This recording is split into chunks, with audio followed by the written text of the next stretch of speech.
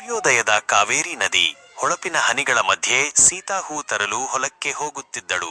ದಿನಗಳ ಹಿಂದೆ ನಗರದಿಂದ ಹಳ್ಳಿಗೆ ಹಿಂದಿರುಗಿದ್ದ ಶಿವ ಆಕೆಯನ್ನು ನೋಡಿ ಮನಸ್ಸು ಕದಡಿಸಿಕೊಂಡ. ಸೀತಾ ದಿನವೂ ಹೊಲಕ್ಕೆ ಹೂ ತರಲು ಬಂದಾಗ ಶಿವ ಆಕೆಗೆ ನೀರು ಕೊಡೋ ನೆಪವಿಟ್ಟು ಮಾತನಾಡುತ್ತಿದ್ದ.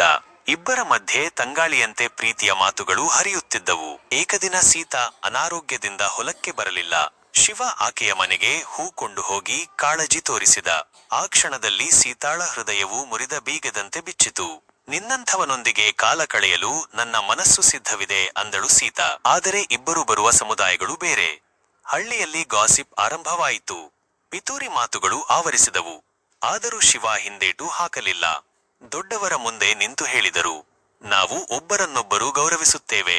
ಪ್ರೀತಿ ಹೆಸರಲ್ಲಿ ನೈತಿಕತೆ ಮರೆತು ಹೋಗಿಲ್ಲ. ಶಿವ ಸೀತಾ ವಿವಾಹವಾದರು. ನದಿ ಅವರ ಸಾಕ್ಷಿಯಾಗಿತ್ತು.